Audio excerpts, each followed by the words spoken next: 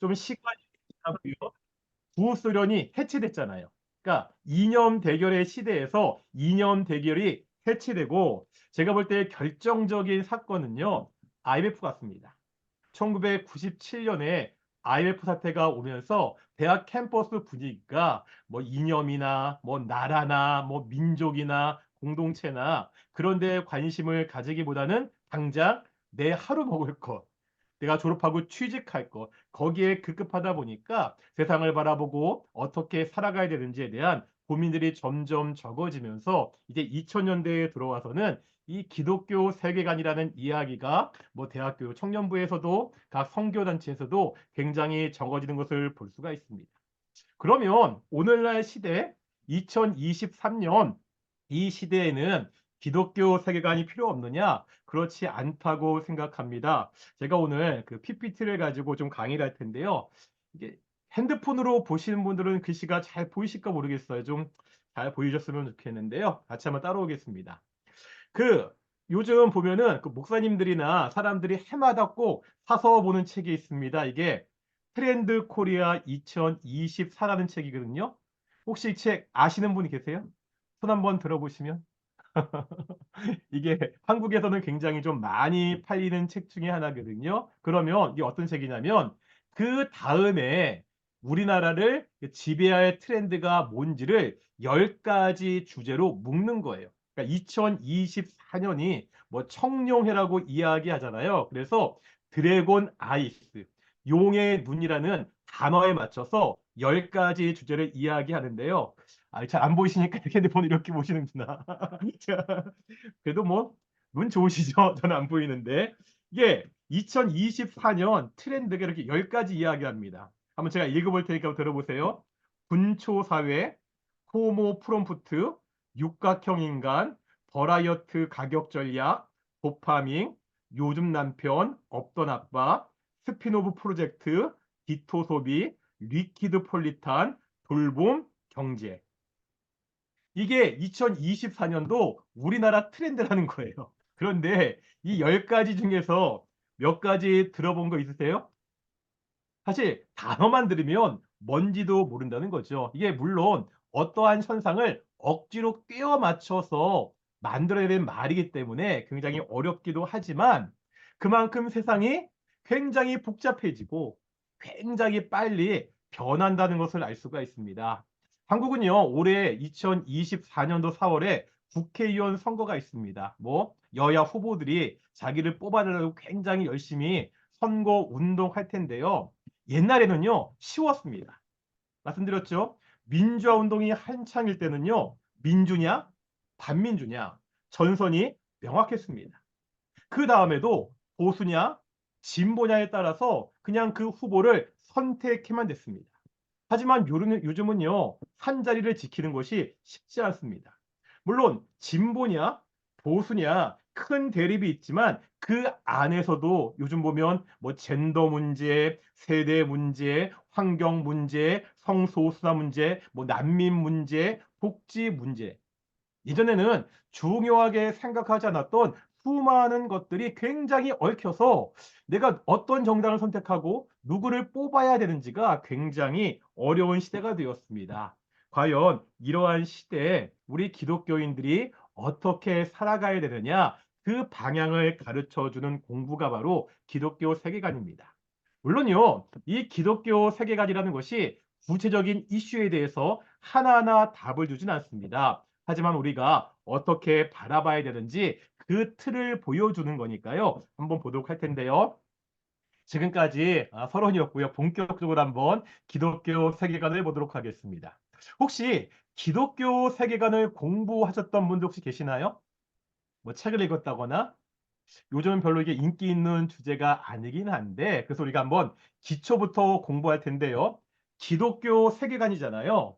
이 기독교 세계관은요. 어떻게 단어가 구성되어 있냐면 당연히 기독교 플러스 세계 플러스 관. 이 세 단어로 이루어졌습니다. 이거를 한번 하나씩 보자는 거죠. 가장 먼저 볼 단어는 관이라는 단어입니다. 이 환자어 관이거든요. 그러니까 관점할 때 관자인데요. 이 한자어가 어떻게 돼 있냐면은요. 두 글자가 결합해서 만들어진 한자입니다. 앞에 있는 글자가 황새 관자예요. 그러니까 뒤에 있는 한자, 요건 아시죠? 이게 무슨 자죠? 볼, 변자입니다. 그러면 이 관이라는 단어는 어떤 뜻이 되죠? 황새가. 황새가 눈을 불이 나게 뜨고서 무언가를 지켜보는 것, 그것이 관이라는 거예요. 그러니까 어떠한 사물을 봤을 때 자기 생각과 자기만의 사상을 가지고 바라보는 것을 관점이라고 이야기합니다. 그러다 보니까 관점에 따라서 똑같은 것을 보는 것도 굉장히 생각이 달라질 수 있다는 거죠. 우리가 대표적으로 역사관 이런 단어를 이야기하잖아요. 보면 이런 거죠.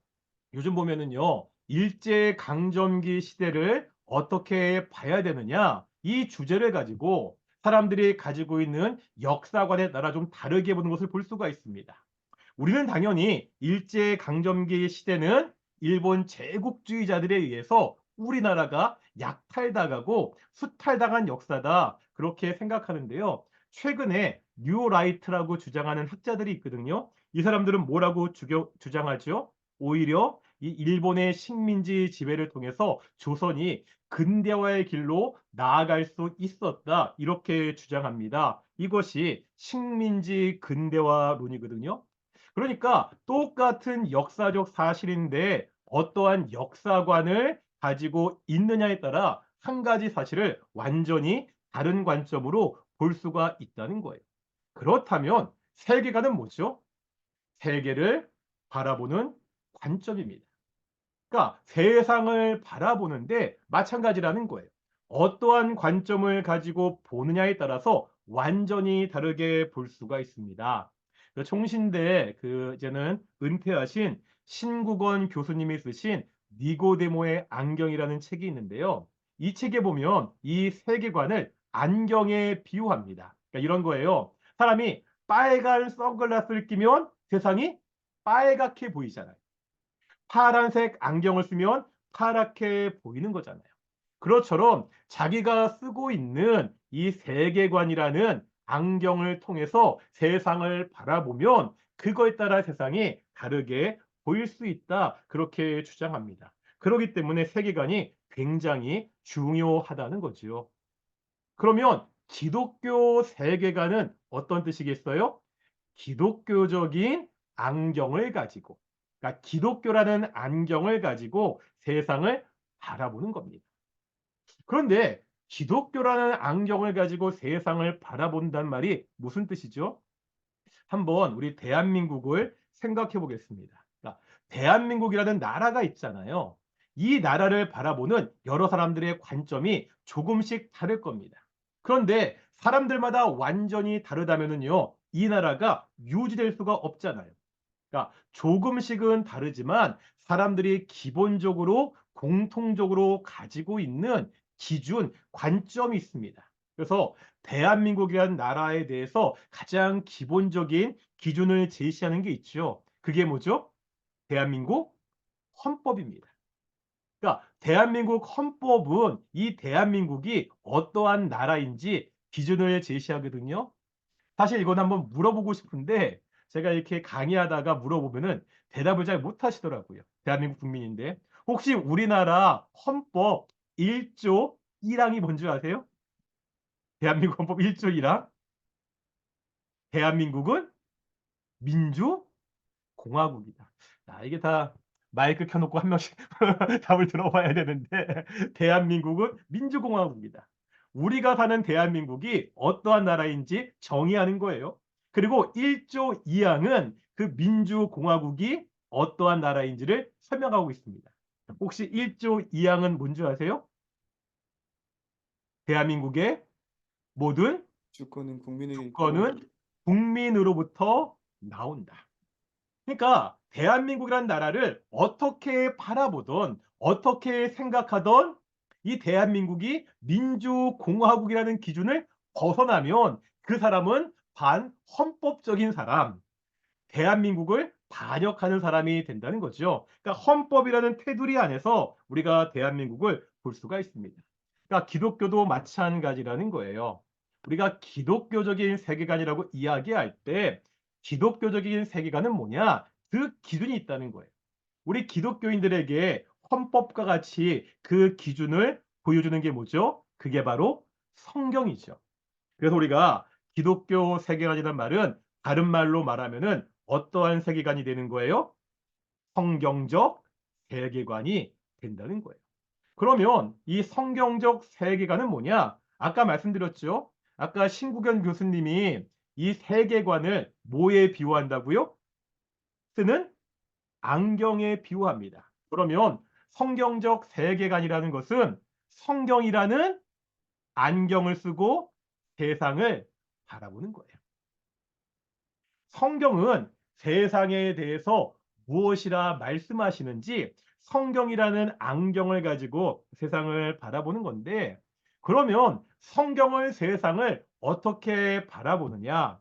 아까 제가 1990년대, 80년대 기독교 세계관을 말씀드렸잖아요. 그때 주로 봤던 관점은 이런 거였습니다. 창조, 타락, 구속. 아마 들어보신 분도 있을 거예요. 그러니까 성경은 세상을 창조, 타락, 구속의 관점으로 본다는 거죠. 이게 그렇게 낯선 개념은 아닙니다. 왜냐하면 혹시 사형리 아세요? 그러니까 전도지. 보면 거기 보면 이런 게 있잖아요. 하나님께서 세상과 인간을 창조하셨습니다. 그런데 사람의 죄로 말미암아 세상이 타락하게 되었습니다. 그 타락한 사람을 예수님의 십자가를 통해서 구속하셨습니다. 이렇게 개인 전도하는 거잖아요. 이 개인의 문제를 세계 전체로 확대한 것이 창조, 타락, 구속의 관점입니다. 그래 가지고 아마 시중에 나와 있는 대부분의 기독교 세계관의 책을 보면은 이 창조, 타락, 구속이라는 관점을 가지고 그렇게 설명할 거예요. 그런데 저는 이번 강의에서 이 기독교 세계관을 창조, 타락, 구속의 관점이 아니라 무슨 관점이라고 나오죠? 하나님 나라 관점. 다시 말하면 이 세상을 하나님 나라라는 관점을 가지고 한번 보자는 겁니다. 물론 창조, 타락, 구속이라는 관점을 가지고 보는 것이 굉장히 유익한 점들이 많은데 제 개인적으로 하나님 나라 관점으로 보는 것이 더 실천적이라는 생각이 있어 가지고 저는요, 이 기독교 세계관을 하나님 나라 관점이라는 그런 주제를 가지고 한번 보도록 하겠습니다. 그러면 다음에 당연히 우리가 뭐를 알아야 되죠? 하나님 나라가 어떠한 곳인지, 하나님 나라가 무엇인지를 알아야 그것의 관점으로 세상을 본다는 의미를 알 수 있겠죠. 자, 질문해 보겠습니다. 그냥 마이크 안 켜셔도 되니까 한번 질문 한번 읽어보겠으면 대답도 안 하시면 지루하시고 졸리시니까 질문이 뭐죠? 시작. 천국과 하나님의 나라의 차이는 무엇이냐? 질문입니다. 우리가 천국이라는 말도 많이 사용하잖아요. 또 하나님 나라라는 말도 사용하거든요. 천국과 하나님 나라 차이가 뭐죠? 천국은 다시 말하면 하늘나라잖아요.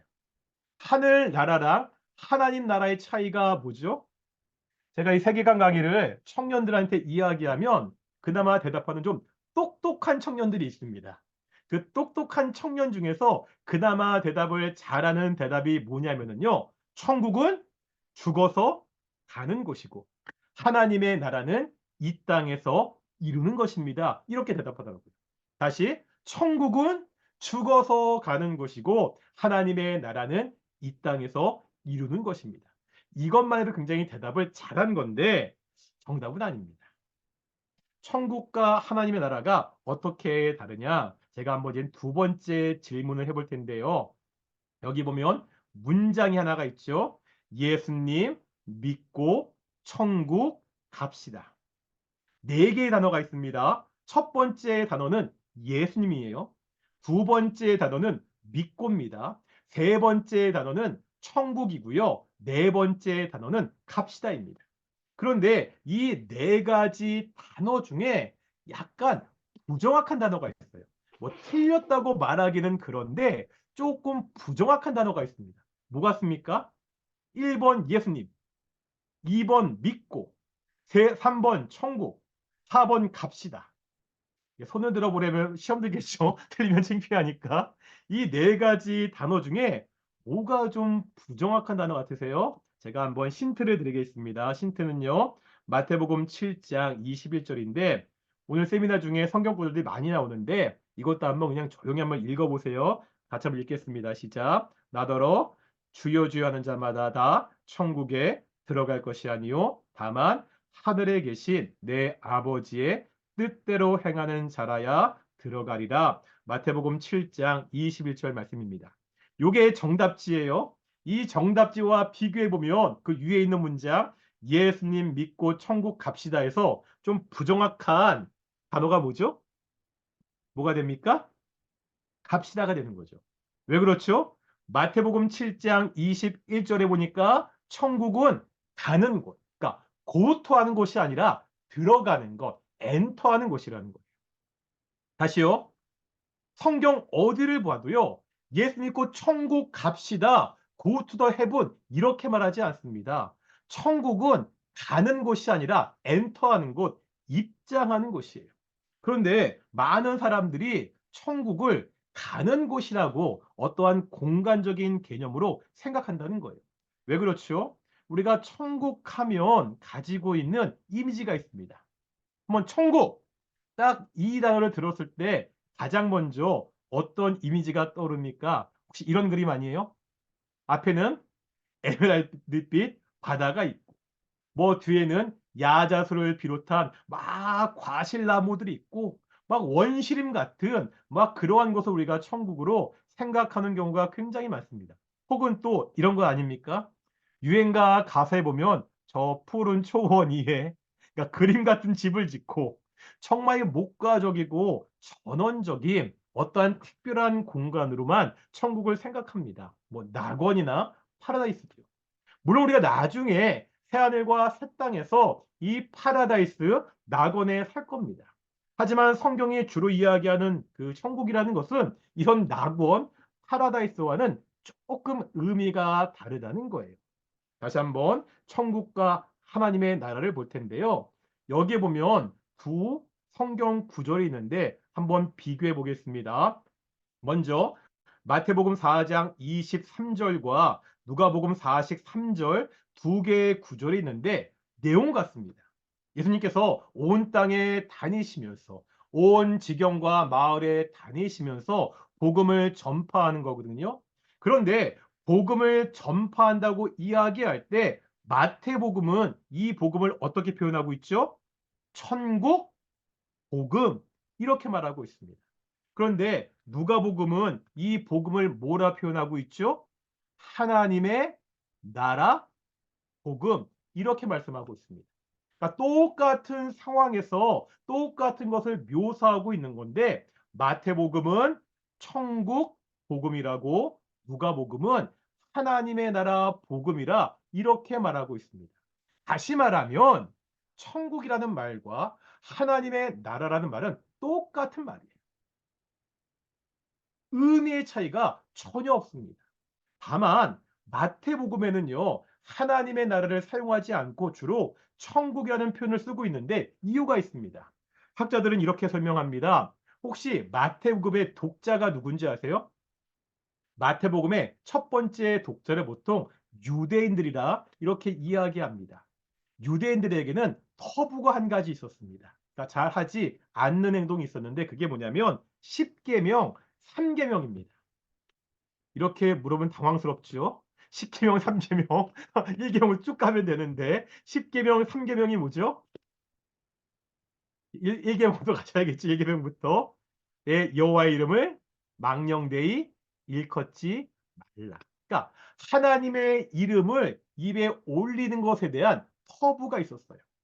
그러다 보니까 유대인들은 하나님의 이름을 함부로 말하지 않았습니다. 그래서 하나님 나라를 이야기할 때 하나님이라는 이름을 사용하지 않고 하나님이 계시다고 생각하는 그 하늘, 천국을 에둘러서 표현해서 하나님의 나라를 천국이라고 표현한 것뿐입니다. 그러니까 천국과 하나님의 나라는 똑같은 뜻이에요.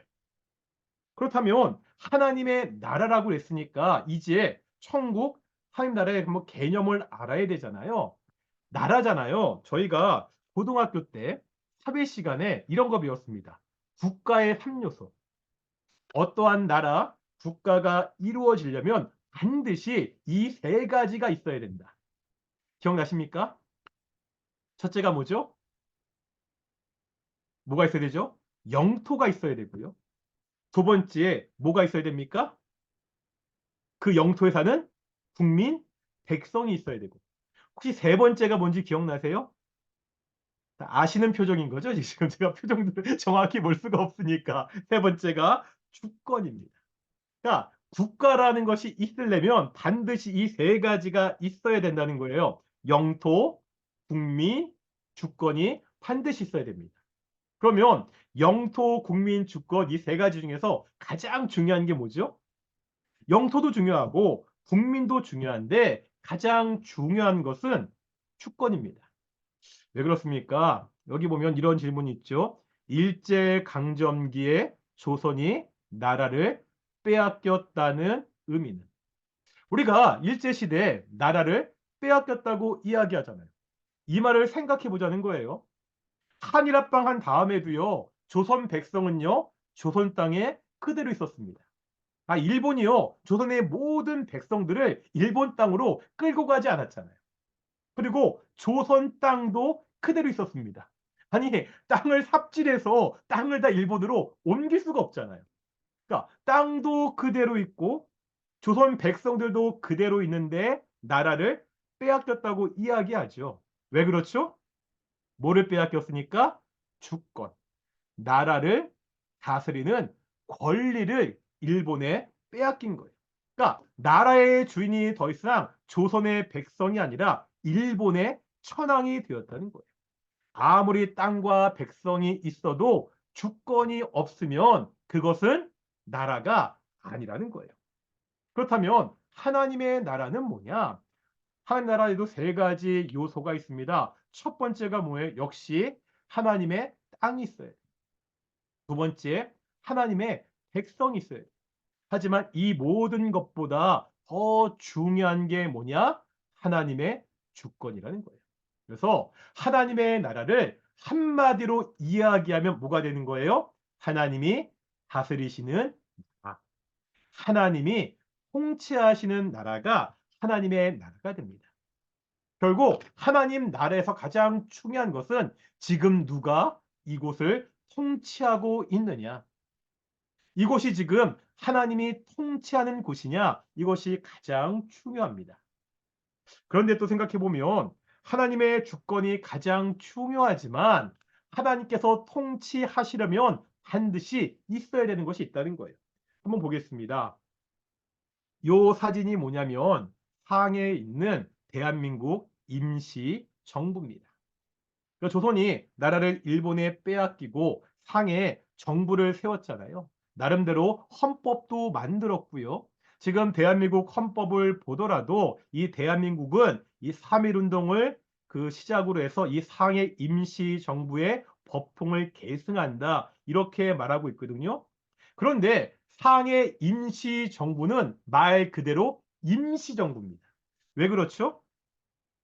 헌법도 있고 나라를 세웠지만 가장 중요한 주권은 우리에게 있다고 선포했지만 그 다스려야 되는 영토와 국민이 없다는 거예요. 그렇죠?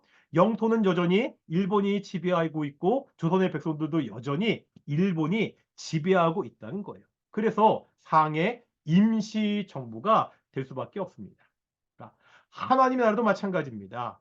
하나님의 나라에서 가장 중요한 것은 하나님이 통치하시는 건데 하나님이 통치하시려면 반드시 두 가지가 있어야 되는 거예요. 첫 번째가 뭐죠? 통치를 받는 백성들과 그 통치에 따라 살아가는 땅이 반드시 있어야 됩니다. 그렇다면 하나님의 나라는 언제 시작되었죠? 하나님 나라의 땅과 백성이 시작된 것은 언제죠? 바로 우리가 창조라고 이야기할 수 있습니다. 창세기 1장에 보면 하나님이 1일부터 6일 동안 세상을 창조한 이야기가 나오잖아요. 이 창세기 1장의 이 창조의 이야기를 이 천지창조의 사건이 하나님 나라 관점으로 보면 단순히 세상과 인간을 만드신 사건이 아니라 뭐와 뭐를 만드신 거예요? 하나님이 통치하시는 땅과 인간을 만드신 사건입니다. 그러니까 하나님의 나라는 언제 시작되었느냐? 하나님의 천지 창조와 함께 하나님께서 땅과 인간을 만드시면서 시작되었다. 이렇게 말할 수 있습니다. 그러면 6일간의 창조를 통해서 땅과 인간을 만드셨잖아요. 언제부터 하나님이 이 땅을 창조하시죠? 이제부터 조금 복잡하고 어려운 이야기인데 한번 잘 따라오도록 하겠습니다. 많이 들어보셨죠? 하나님이 6일간 세상을 창조하시고 7일째 안식하셨잖아요. 하나님이 안식하셨다는 게 무슨 말이죠? 하나님이 쉬셨습니다. 왜 쉬셨죠? 6일 동안 열심히 일하셨으니까 하나님이 피곤하시기 때문에 쉬셨습니까?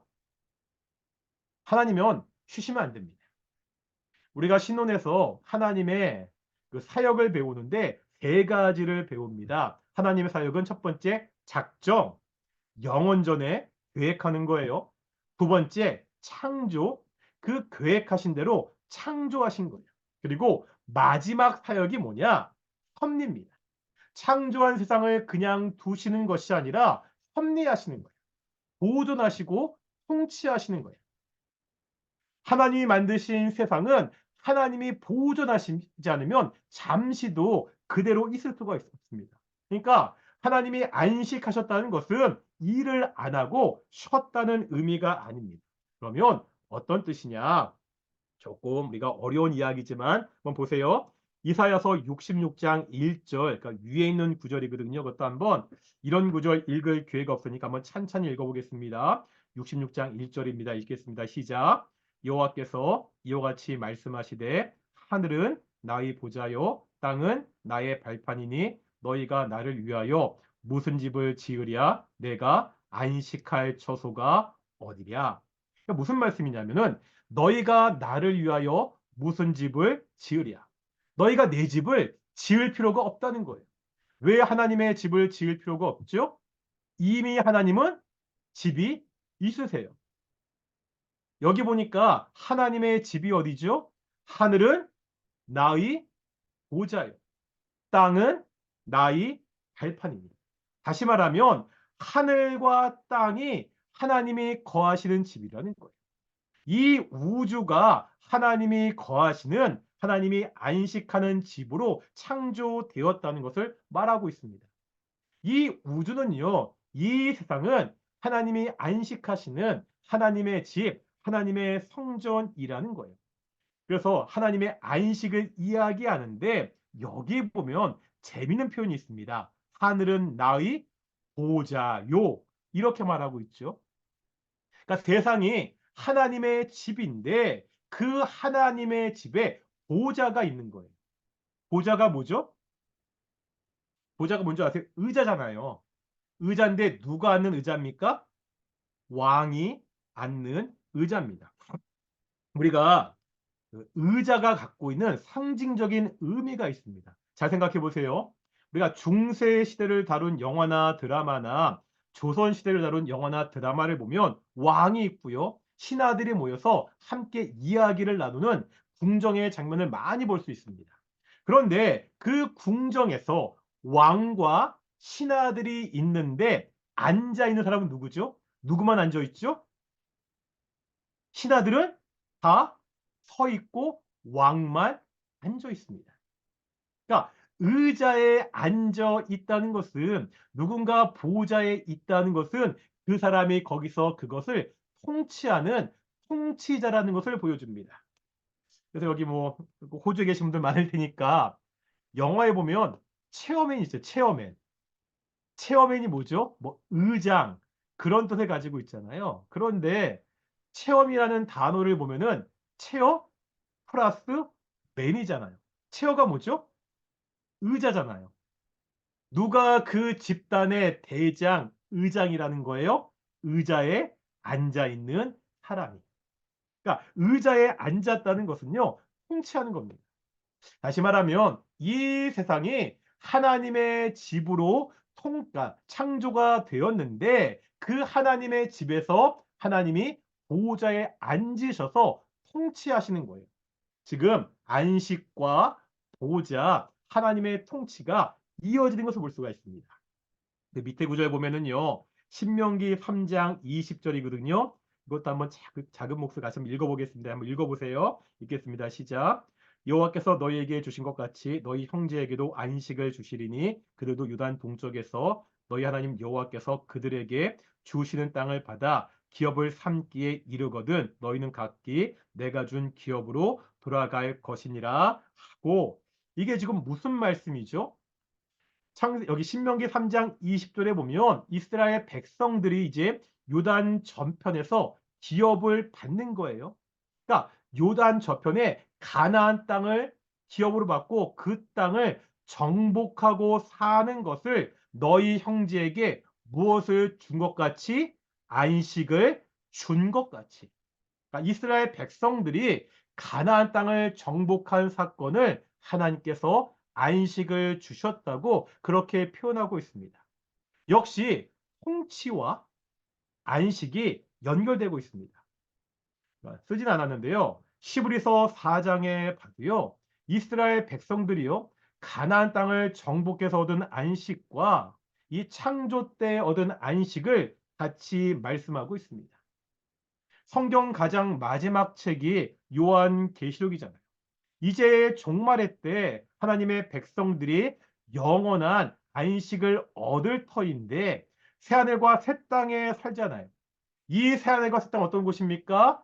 하나님과 어린 양이 보좌에 앉으신 곳. 역시 하나님이 통치하는 곳이라는 것을 우리에게 보여주고 있습니다. 무슨 말을 하고 싶은 거냐면요. 하나님께서 6일 동안 세상을 창조하시고 7일째 안식하셨잖아요. 이 말의 의미가 뭐라는 거예요?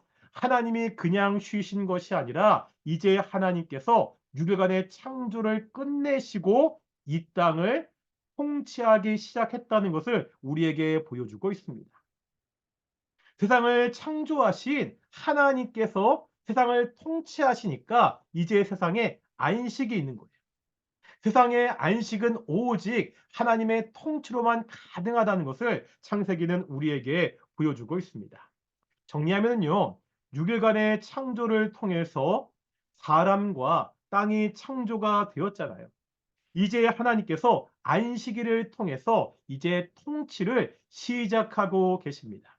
다시 말하면 하나님의 나라는 언제 시작되었느냐? 바로 이 땅이 시작하면서 하나님이 창조가 시작하면서부터 이 땅 가운데 하나님의 통치, 하나님의 나라가 시작되었다는 것을 성경은 우리에게 가르쳐 주고 있습니다.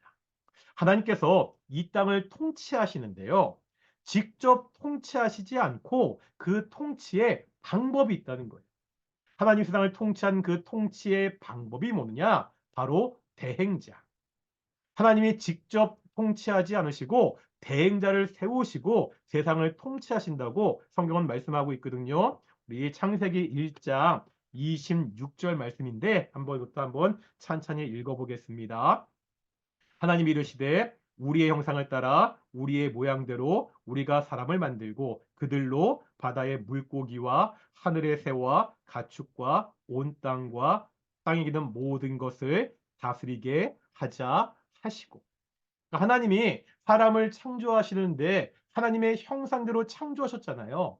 사람이 하나님의 형상대로 창조되었다는 말은요. 굉장히 여러 가지 의미가 있는데 창세기 1장 26절에 보면 중요한 목적을 한 가지 말씀하고 있습니다. 뭐죠? 하나님이 창조하신 이 세상을 다스리게 하자 하시고 하나님의 형상대로 창조된 인간은 이제 하나님의 뜻에 따라 이 땅을 다스리는 통치의 대행자가 되었다는 것을 성경은 말씀하고 있습니다. 물론요, 당시 고대 근동에 보면 고대 근동의 왕들도요, 자기 제국 곳곳에 자신의 동상을 세웠습니다. 이게 무슨 뜻이에요? 자신의 동상을 세워서 그때는 TV도 없고 유튜브도 없으니까 왕의 얼굴을 볼 수 없잖아요. 자신을 닮은 동상을 세워가지고 이 땅이 왕이 통치하는 곳이다. 그것을 보여주기도 했거든요. 그런데 하나님께서 사람을 하나님의 형상대로 그렇게 창조하셨다는 것은 이렇게 동상을 세워서 창조해서 대신 다스리겠다 이런 의미가 아닙니다. 특별한 관계가 있다는 거거든요. 창세기 한번 5장 3절인데요. 창세기 5장 3절 읽어보겠습니다. 아담은 130세에 자기의 모양 곧 자기의 형상과 같은 아들을 낳아 이름을 셋이라 하였고. 이게 무슨 뜻이죠? 어떤 내용이죠? 처음에 아담에게 두 아들이 있었잖아요. 누구와 누구죠? 가인과 아벨. 그런데 가인이 동생 아벨을 죽이죠. 그 다음에 아담에게 세 번째로 주셨던 아들의 이름이 셋이에요. 근데 여기 보면 굉장히 재미난 표현이 있습니다. 어떤 표현이죠? 아들을 낳았다고 그러는데 그 앞에 보니까 자기의 형상과 같은 아들을 낳아. 다시 말하면 누군가의 형상을 따라 지음받았다. 누군가의 형상이라는 것은 어떤 관계라는 거예요? 아버지와 아들의 관계. 부모와 자녀의 관계라는 거예요. 그러면 하나님께서 사람을 하나님의 형상대로 창조하셨다는 것은 어떠한 관계로 창조하셨다는 거예요? 그냥 무생물인 동상을 세워놓는 것이 아니라 하나님의 자녀의 자격으로 대행자로 삼으셨다는 말이 됩니다. 하나님이 이 땅을 창조하시고 통치하시는 만왕의 왕이시잖아요. 만왕의 왕의 자녀로 그 자녀의 자격으로 이 땅을 통치하라고 인간을 통치해 대행자로 세우셨습니다. 여기 PPT에 보면은 그림 있죠. 이게 무슨 그림 같으세요? 왕자와 공주입니다. 혹시 이게 저랑 게 연배가 좀 달라가지고 저는 주일학교 때 이런 노래 배웠거든요. 왕 나는 왕자다. 하나님 죄송합니다. 나는 왕자다. 2절 가사가 뭐죠? 공공공공 나는 공주다. 하나님 나라에 이 노래 아세요? 이게 굉장히 성경적입니다. 원래 인간은요, 창조될 때부터 하나님의 형상을 따라 하나님의 왕자와 공주로 이 땅을 창조하는 존재로, 이 땅을 통치하는 존재로 창조가 되었다는 거예요. 그러니까 사람은요, 하나님의 통치를 대신해서 이 땅을 통치하는 그러한 사람으로 창조되었다고 성경은 말씀하고 있습니다. 그렇다면 사람이 어떻게 통치해야 되죠?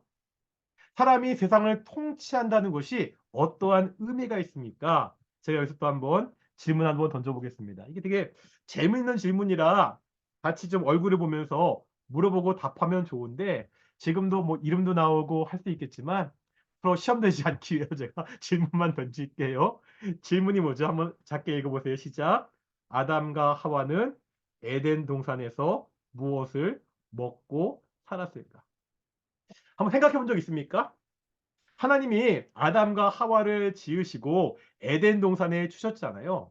아담과 하와도 사람이잖아요. 먹어야 됩니다. 예? 먹어야 돼요. 뭘 먹었을까요? 아담과 하와는.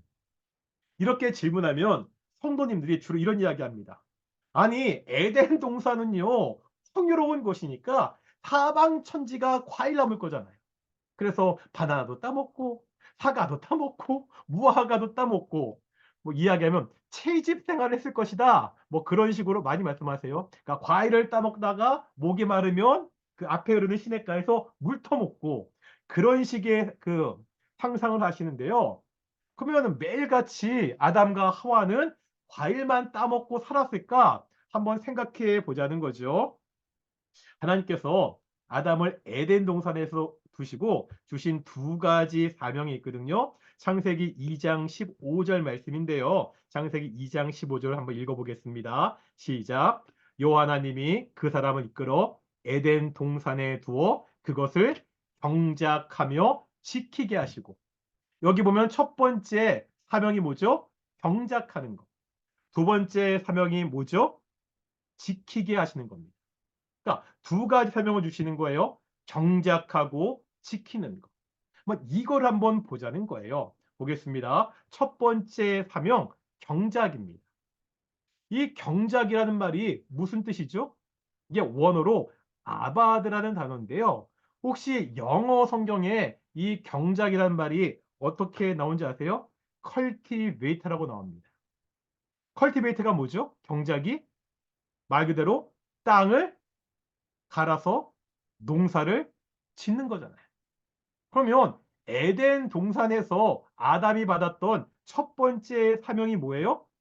땅을 갈아 엎고 농사를 짓는 거였습니다. 아까 질문이 뭐였죠? 아담과 하와는 에덴 동산에서 무엇을 먹고 살았을까? 물론 나무 열매를 먹었을 거예요. 하지만 이 말씀을 보니까 열매만 먹지 않았습니다. 아담이 뭐 지었다고요? 농사 지은 거예요. 자기가 농사 지어서 열심히 땅을 파고 농사 지어서 그 소산을 먹고 살았습니다. 이게 왜 중요하냐면요. 기본이 이겁니다. 노동은 죄의 결과입니다. 그러니까 성도들이 오해하는 것이 한 가지 있습니다. 뭐냐면 노동은 죄의 결과라는 거죠. 왜 그러죠? 창세기 3장에 보면 아담과 하와가 하나님께 불순종하시잖아요. 하나님이 심판하시는데 아담에 대한 심판을 보면 네가 정말 죽도록 땀을 흘려야 먹고 살 수 있을 것이다. 이렇게 말씀하십니다. 그러니까 이 말씀을 근거로 사람이 땀 흘리고 노동하는 것은 죄 때문에 생긴 죄의 결과다. 이렇게 이야기하고 있거든요. 하나님의 심판이라고. 물론요, 사람의 죄 때문에 이 노동의 의미가 왜곡된 것은 맞습니다. 하지만 그렇다고 사람이 일하는 것, 노동 자체가 죄의 결과는 아니라는 거예요. 아까 창세기 2장 15절이었잖아요. 창세기 3장에서 죄를 짓기 전에도 아담은 뭐 했다고요? 경작했다니까요. 농사를 지었습니다. 아담은 에덴 동산에서 일하면서 물론 죄의 결과 일한 만큼 정당한 대가를 받지 못하고 가시덤불과 엉겅퀴를 내니까 정말 죽도록 일해야 겨우 먹고 사는 존재가 되고 말았지만 본래부터 이 노동이라는 것이 죄의 결과는 아니라는 거예요. 보겠습니다. 아까 우리가 컬티베이트라는 말을 이야기했죠. 경작하다, 땅을 갈다라는 뜻입니다. 그런데 이 말을 조금 더 한번 진행시켜 보겠습니다. 이 컬티베이트에서 영어 컬처가 나왔습니다. 컬처가 뭐죠? 문화죠. 문화라는 말이 뭡니까? 어떤 사전에 보니까 문화는 한 사회의 개인이나 인간 집단이 자연을 변화시켜온 물질적, 정신적 과정의 산물이다. 이렇게 말합니다.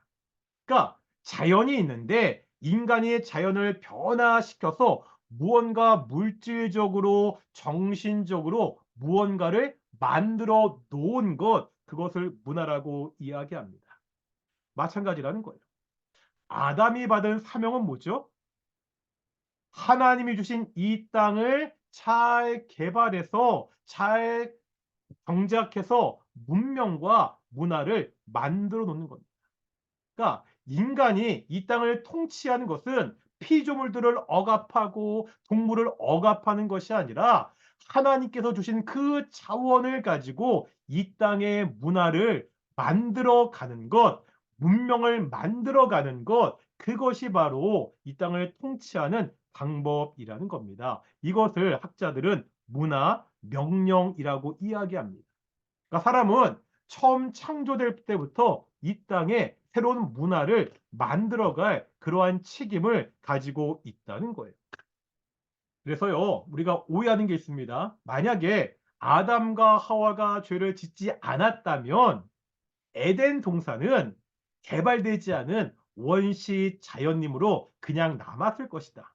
뭐 그렇게 생각하는 경우도 있거든요. 그렇지 않습니다. 하나님이 경작하라고 문화를 발전시키라고 말씀하셨잖아요. 아담과 하와가 죄를 짓지 않았더라도 아담은 계속해서 문화를 발전시켰을 겁니다. 창세기 4장에 보면은 이 문화가 발전하는 한 단면을 보여주는 그러한 장면이 나오거든요. 4장 20절부터 22절까지 보면은요, 여러 사람들이 나옵니다. 가축을 치는 자고 나오죠. 수금과 퉁소를 잡는 사람이 나오죠. 구리와 새로 여러 가지 기구를 만드는 사람이 나옵니다. 다시 말하면 창세기 4장에서 이미 목축업이 시작되고요. 음악이 시작되고요. 도구가 시작되는 것을 볼 수가 있습니다. 사람들이 계속해서 지금 문화를 발전시키고 있습니다. 물론 역에 나오는 야발이나 유발이나 두발가인은 누구의 후손이죠? 성경을 좀 아시는 분들은 가인의 후손이라는 것을 알 수 있습니다. 아까 이야기했죠. 가인이 잘못된 제사를 하나님께 드리고 하나님이 그 제사를 받지 않자 시기에서 동생을 죽인 사람이잖아요. 그 다음에 떠돌이 생활을 했잖아요. 이 가인의 후손들이 문화를 발전시키거든요. 그러면 악한 가인의 후손이 만든 문화이기 때문에 이 문화들은 다 악한 문화냐? 그렇게 볼 필요가 없다는 거예요. 여기 보니까 가인의 후손인 유발이 수금과 퉁소를 만들거든요. 그런데 나중에 보면은요, 다윗은요, 이 수금을 가지고 어떤 일에 사용하고 있죠? 하나님의 이름을 찬양하는 일에 사용하고 있다는 거예요. 그러니까 누가 만든 문화냐 그런 것이 중요한 것이 아니라 그 문화를 어떻게 사용하느냐 이것이 굉장히 중요합니다. 인간은 이 땅에서 그 처음에 창조된 때부터 하나님의 말씀에 따라 이 땅에서 문화를 만들고 발전시킬 책임이 있다는 거예요. 그것을 또 잘 보여주는 것이 요한계시록의 말씀이거든요. 요한계시록 21장 1절과 2절의 말씀인데 그것도 잘 읽는 구절이 아니니까요. 한번 찬찬히 읽어보겠습니다. 또 내가 새하늘과 새 땅을 보니 처음 하늘과 처음 땅이 없어졌고 바다도 있지 않더라. 또 내가 보매 거룩한 성 새 예루살렘이 하나님께로부터 하늘에서 내려오니 그 준비한 것이 신부가 남편을 위하여 단정한 것 같다. 이게 맨 마지막 종말의 때 새하늘과 새 땅의 이야기합니다. 마지막 이 땅에 새하늘과 새 땅이 있을 것이고 하늘에서 뭐가 새 예루살렘이 내려올 것이라고 그렇게 말씀하고 있습니다. 이게 뭘 보여주는 거죠? 맨 처음 하나님께서 에덴 동산을 창조하셨잖아요. 그 에덴 동산은요, 하나님이 거하시는 하나의 성전이었습니다. 다시 말하면 하나님의 집, 하나님의 성전은 가든 동산에서 시작했어요. 그런데 동산에서 시작한 이 하나님의 집, 하나님의 성전이 이제 요한계시록에 보면은 가든 동산이 아니라 예루살렘 성으로 표현되고 있습니다. 그러니까 도시가 되는 거예요. 도시는요, 인간 문화 발전의 결정태잖아요. 그러니까 지금 하나님의 성전이 맨 처음 동산에서 마지막 도시로 발전하는 것을 보여주고 있습니다. 인간의 문화가 도시가 동산에서 시작해서 도시로 발전한다는 것을 우리가 상징적으로 우리에게 보여주고 있습니다. 그만큼 인간들이 이 땅에 문화를 만들어가는 것, 성도들이 이 땅에 문화를 만들어가는 것이 굉장히 중요하다는 것을 그렇게 보여주고 있습니다. 제가 안구 정화를 위해서요. 제가 BTS 제가 동영상 한번 했을 텐데요. 좀 쉬는 셈 치고 한번 들어보세요. 네, 김구 선생님이 하셨던 오직 가고 싶은 것은 높은 문화의 힘이라고 하셨던 말씀이 가장 기억되고, 문화라는 것은 실로 그 어떤 물리적인 것보다 모든 경계를 무너뜨리는 가장 강력한 무형의 힘이라고 생각을 합니다. 일단 제가 종사하고 있는 음악뿐만이 아니라 국악, 뮤지컬, 드라마, 연극, 무용 등 모든 문화 장르의 팬이자 혹은 소비자로서 그리고 이 문화들이 제 곁에서 숨을 쉬고 있고 제가 이 문화를 향유하면서 제가 사람으로서 사람이 사람다워진다고 생각하고 또 제가 하는 음악에도 많은 영감과 영향을 주고 있는 아주 강력한 사람을 사람으로 사람답게 만드는 그런 힘이라고. 예, BTS가 한 치상시사 한 말이거든요. 문화의 힘을 이야기하잖아요. 보면 이게 D나 정국은 얼굴을 담당하고 RM이 주로 똑똑함을 담당하는 것 같은데 문화의 힘을 이야기할 때 그 RM이 이야기했던 게 바로 김구 선생님의 말씀이었죠. 나는 우리나라가 다른 어떠한 힘보다 바로 이 높은 문화의 힘을 가졌으면 좋겠다. 이제 21세기가 되면서 이 문화라는 것이 얼마나 중요한지를 그렇게 여러 방면으로 그렇게 이야기하고 있습니다. 우리가 이 땅에서 하나님의 통치를 대행해서 세상을 통치한다는 것은 억압하고 다스리는 것이 아니라 하나님께서 우리에게 주신 자원을 가지고 세상에서 새로운 문화를 만들어 가는 것이라고 성경은 말씀하고 있거든요. 그런 면에서 굉장히 재미있는 구절이 있습니다. 우리가 아까 창세기 2장 15절 봤잖아요. 하나님이 아담에게 주신 두 가지 사명이 있었습니다. 경작하고 지키는 겁니다. 그런데 제가 킹 제임스 버전으로 보니까요. 여기 경작하다는 단어에 드레스가 사용되고 있습니다. 영어 잘하시는 분들은 아시겠지만은 이 드레스라는 뜻을 사전을 찾아보면은요. 경작하다는 뜻을 가지고 있습니다. 그런데 한번 생각해 보니까 경작하다는 뜻과 우리가 알고 있는 이 드레스의 뜻을 결합해 보면 의미가 있습니다. 우리가 이 땅을 경작해야 됩니다. 그런데 어떻게 경작해야 된다는 거예요? 이 땅에 아름다운 옷을 입혀야 되는 거예요. 하나님이 우리에게 이 땅을 주셨는데 이 땅에서 아름다운 옷과 같은 문화를 만들어갈 사명을 우리에게 주셨다는 거예요. 그것이 하나님께서 우리에게 주셨던 특별한 사명이라고 그렇게 성경은 이야기하고 있습니다. 그런데 오해하지 말아야 되는 것이 있습니다. 문화라고 하니까 사람들이 특별한 영역만, 예를 들어서 뭐 음악이나 미술이나 영화나 연극 같은 특별한 영역만 생각하고 있습니다. 하지만 사전에 정의해 보면 문화라는 것은 그러한 특별한 영역만을 이야기하는 것이 아니라 인간이 만든 모든 생활 양식이 문화라는 거예요. 아까 문화 명령이라고 그랬잖아요. 그러니까 문화 명령을 받는다는 것은 내가 음악에 종사하거나 내가 미술에 종사하거나 내가 특별한 영역에 종사하기 때문에 내가 그 문화 명령을 수행하는 것이 아니라 이 땅에 사는 모든 사람들에게 해당하는 거예요. 내가 이 땅에서 어떤 일을 하든지 그 일을 통해서 다른 사람들이 행복해지고 다른 사람들이 도움을 받고 세상이 발전하고 있다면 지금 나는 하나님이 주신 이 문화 명령을 잘 수행하는 사람입니다. 그래서 직업이 중요합니다. 우리가 모든 직업은 소명이다 이런 말을 하잖아요. 저는 목사잖아요. 여기 계신 분들 뭐 목회자가 있을 수도 있고요. 다양한 직업에 있을 수가 있는데요. 저는 목사인데요. 저희 아버지의 직업은 뺑기쟁이였습니다. 뺑기쟁이 말 아세요? 페인트 칠하는 사람. 그러니까 노동자셨거든요. 근데 저는 지금 목사로 교회에서 사람들을 가르치고 있습니다. 그러니까 페인트를 칠하는 노동자이신 우리 아버지의 직업이나 교회에서 사람들을 말씀으로 가르치는 그 직업이나 똑같이 소명이라는 거예요. 왜요? 그 일을 통해서 다른 사람들을 행복하게 하고 세상을 조금이라도 발전시키고 나아가게 한다면 그 직업이 내가 하는 바로 그 일이 하나님이 나에게 주신 소명이라는 것을 성경은 우리에게 가르치고 있습니다. 우리가 내가 맡은 그 직업, 그 일을 가지고 세상을 아름답게 만들 책임을 가지고 있다는 거예요. 그런데 어떻게 만들어 가야 되냐면 아까 창세기 2장 15절에서 두 번째 사명이 있었죠. 두 번째 사명이 뭐죠? 지키라입니다.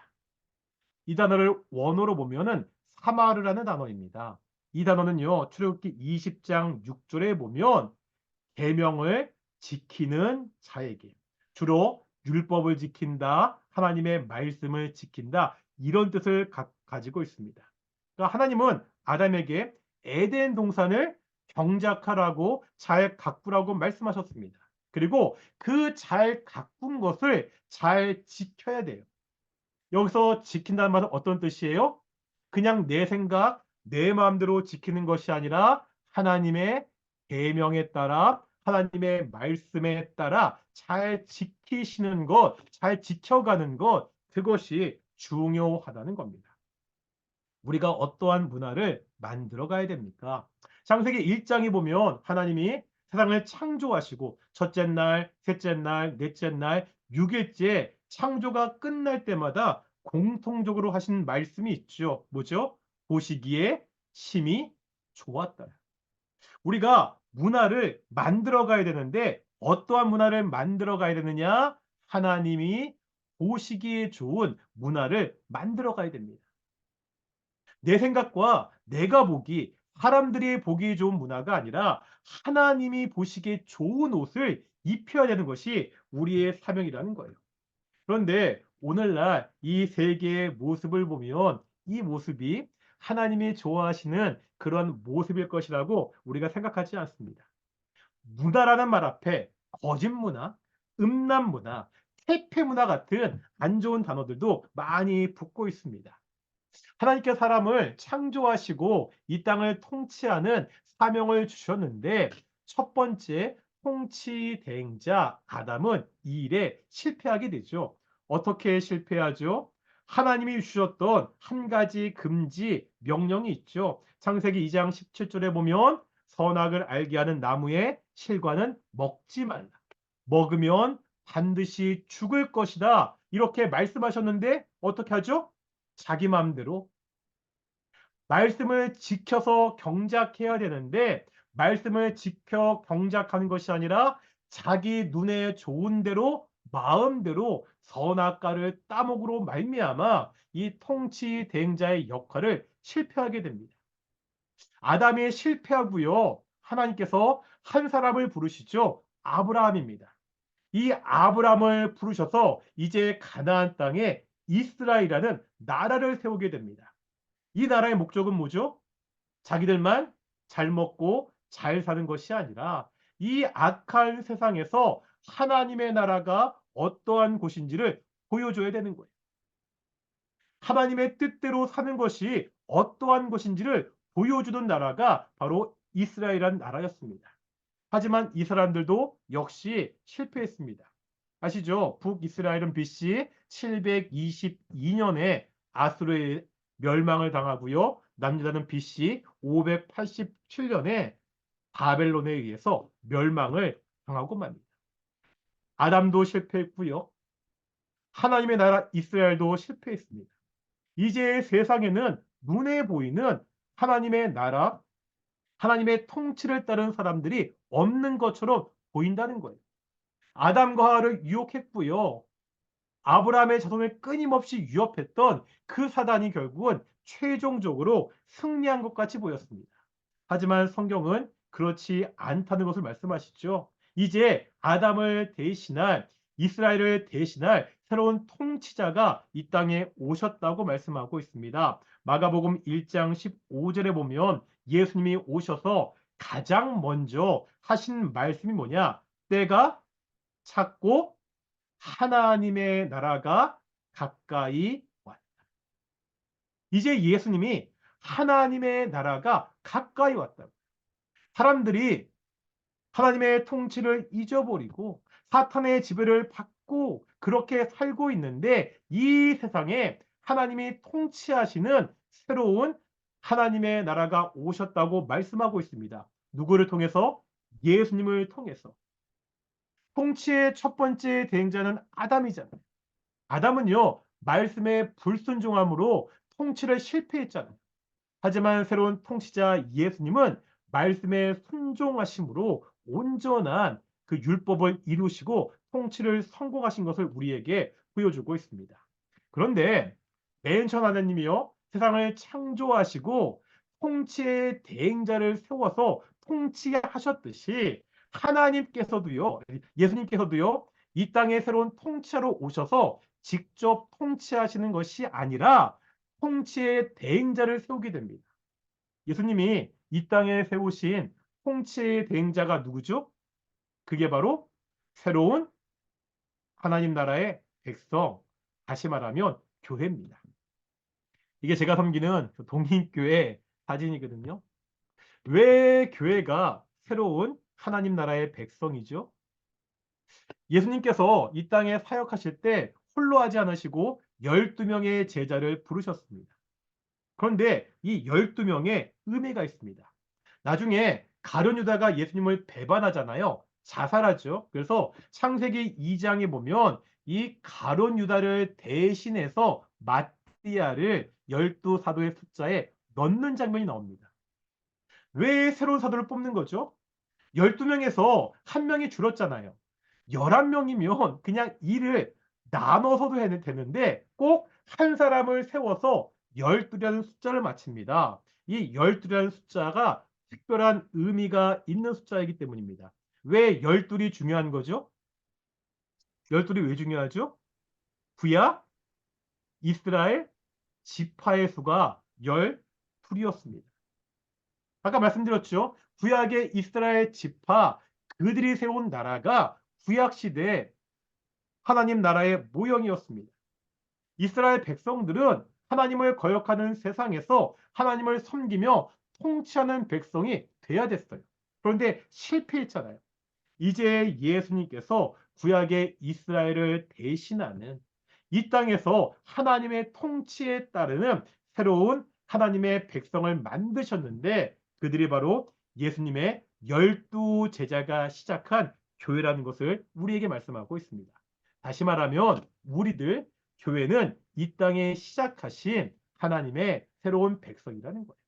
그렇다면 우리가 어떻게 하나님의 백성이 될 수 있느냐? 넘어갈게요. 너무 길어지니까. 어떻게 하나님 백성이 될 수 있느냐? 우리가 구약 창세기 15장 아브라함의 이야기를 통해서 한번 볼 수가 있는데 하나님께서 아브라함을 부르시고 두 가지 약속을 하십니다. 창세기 13장 14절부터 17절까지 말씀인데요. 한번 눈으로 읽어보시면 하나님이 여기에서 두 가지 약속을 주시잖아요. 어떤 약속과 어떤 약속이죠? 보시면 맨 처음에 보이는 땅을 주시겠다. 두 번째, 내 자손의 땅에 티끌과 같이 많게 하시겠다.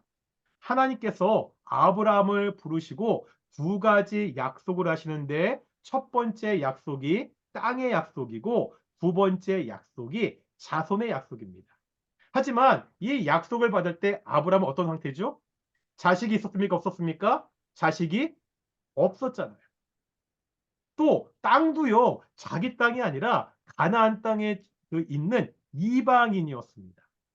그렇기 때문에 하나님께서는 아브라함에게 약속을 주신 다음에 그 약속을 믿을 수 있도록 다시 한번 약속을 확인시켜 주십니다. 그래서 창세기 15장 3절부터 5절까지 보면 먼저 자손의 약속을 하시면서 어떻게 하시죠? 아브라함을 밖으로 끌고 나가시는 거예요.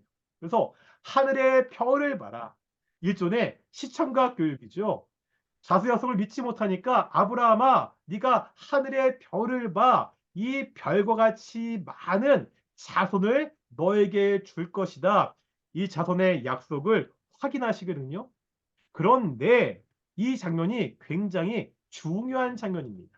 이제 신약 성경에 오면은요. 이 장면을 가지고 바울이 우리가 어떻게 구원을 받을 수 있는지, 우리가 어떻게 하나님의 백성이 될 수 있는지를 설명하고 있거든요. 로마서 4장 9절부터 11절 좀 복잡한 말씀이지만 우리 이거 한 번만 찬찬히 읽어보겠습니다.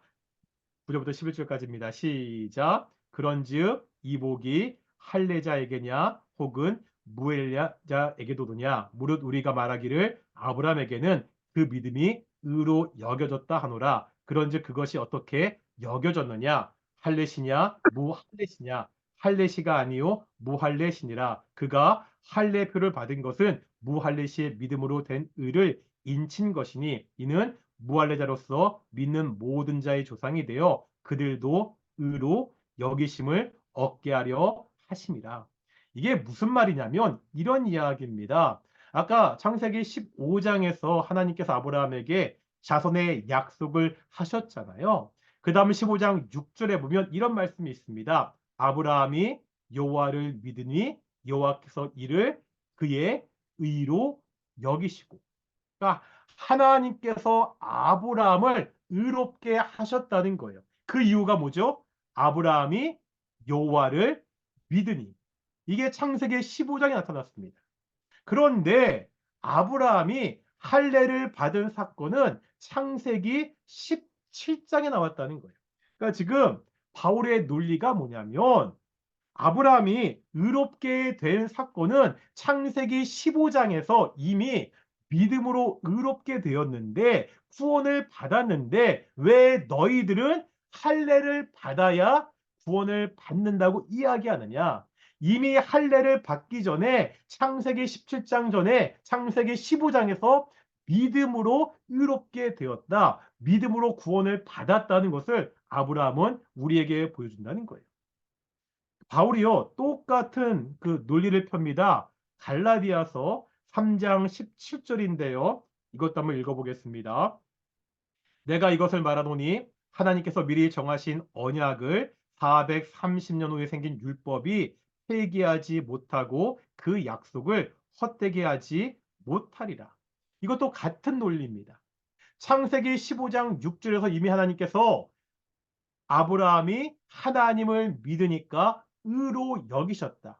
믿음으로 구원을 받는다는 원리를 가르쳐 주셨다는 거예요. 그런데 이스라엘 백성들이 율법을 받은 사건은 언제 나오죠? 출애굽한 다음에 출애굽기 20장에 나오잖아요. 그러니까 이미 창세기 15장에서 아브라함이 믿음으로 말미암아 구원을 받았다고 말씀하고 있는데 그 일이 지난 다음에 430년이 지난 다음에 주어진 율법을 지켜야 너희가 구원을 받는다고 말할 수 없다는 거예요.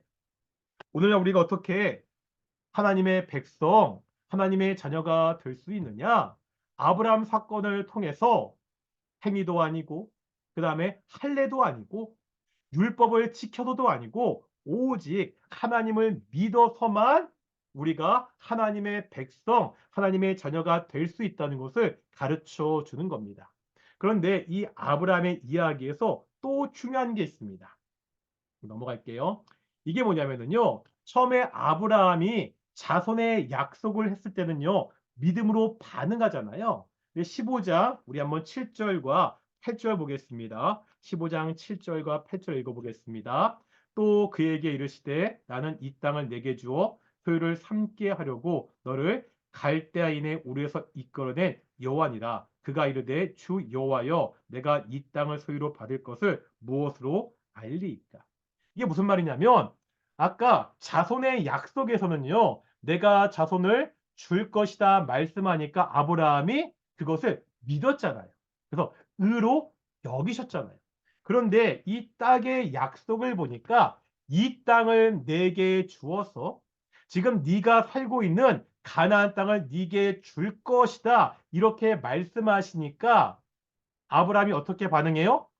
믿음으로 반응하지 않고 하나님, 내가 이 땅을 소유로 받을 것을 어떻게 알 수 있습니까?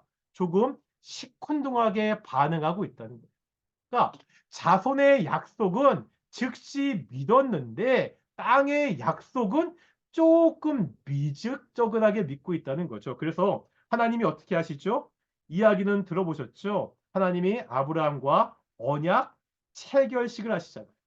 짐승을 잡아서 둘로 쪼개놓고 그 사이를 하나님이 지나가시면서 이 언약이, 이 약속이 반드시 지켜질 것이라는 그 언약 체결식을 하고 있습니다. 그러니까 아브라함이 자손의 약속은 쉽게 믿었지만 땅의 약속은 믿지 못한 이유가 있습니다. 왜 그렇죠? 지금 아브라함이 살고 있는 가나안 땅은 무주 공산이 아닙니다. 창세기에 보면 이미 10개의 족속들이 살고 있습니다. 그리고요, 창세기에 보면은요, 그곳에 전쟁이 나서 조카 롯이 잡혀가잖아요. 아브라함이 군대를 이끌고 그 롯을 구해오는데 집에서 길리운 사병 318명이 나옵니다. 그러니까 아브라함은 거기서 살기 위해서 318명 사병을 훈련시키면서 살았던 그런 땅이에요. 아니 지금 이미 10개의 족속들이 자리 잡고 있고 목숨을 견디기 위해서 막 사병을 군사 훈련시키면서 살아가는 그러한 땅인데 그 땅을 너한테 준다고 말씀하니까 아브라함이 쉽게 믿지 못하는 겁니다. 이런 거죠. 요즘 보면 교회 안에서 축복의 말, 뭐 사람들끼리 이런 말 많이 하잖아요. 꽃길만 걸으세요. 우리가 예수님을 믿었잖아요. 예수님을 믿으니까 앞으로는 어려운 일이 없고 평안하고 좋은 일만 생겼으면 좋겠습니다. 이런 뜻이잖아요. 근데 정말 그렇습니까? 정말 성도의 삶은 꽃길입니까? 제가 교회 담임 목사잖아요. 교회에서 사역하다 보면 왜 이렇게 성도들 가운데 어려운 일이 있는지 모르겠습니다. 이렇게 신앙을 흔드는 유혹들이 어찌나 많은지 모르겠습니다. 왜 그렇죠? 이유는 간단합니다. 우리가 하나님의 자녀가 되었지만 여전히 세상이 악하기 때문이에요. 이 악한 세상에서 하나님의 자녀로 사는 것은 결코 쉽지 않습니다. 우리 이 땅 가운데서 여전히 치열한 영적인 전투를 하고 있습니다. 이것은요, 이스라엘 백성들도 마찬가지였습니다. 여기 보면 출애굽기 12장 41절에 이스라엘 백성들이 출애굽할 때 그 출애굽한 이스라엘 백성들을 뭐라 부르고 있죠?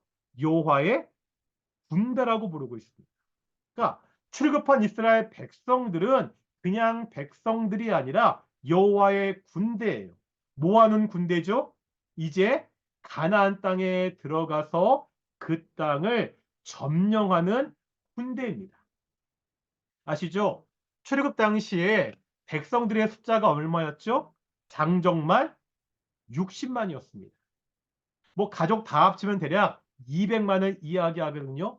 처음 70명이 출애굽 애굽 땅에 들어갔다가 200만 명이 넘는 많은 숫자로 성장했잖아요.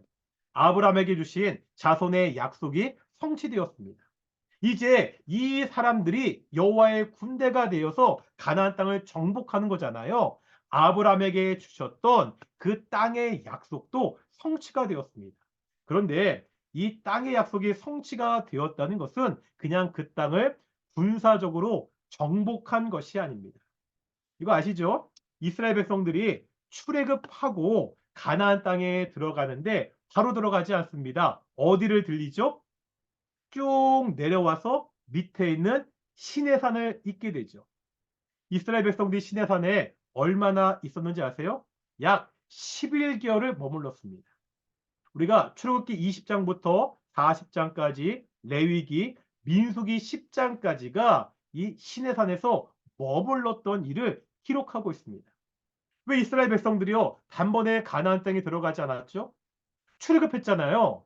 전쟁은 기세잖아. 그 기세를 가지고 당장 가나안 땅에 들어가서 전쟁을 치렀으면 좋겠는데 하나님 이스라엘 백성들을 시내산에서 멈추게 하시고 그들을 11개월 동안 훈련시킵니다.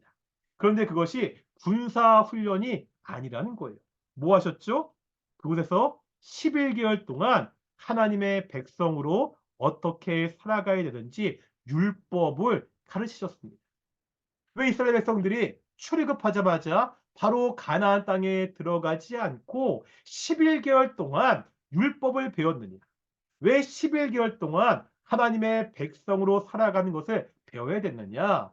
그 가나안 땅이 만만한 곳이 아니기 때문입니다. 레위기 18장 3절에 보면 이렇게 말씀하고 있습니다. 한번 찬찬히 읽어보세요.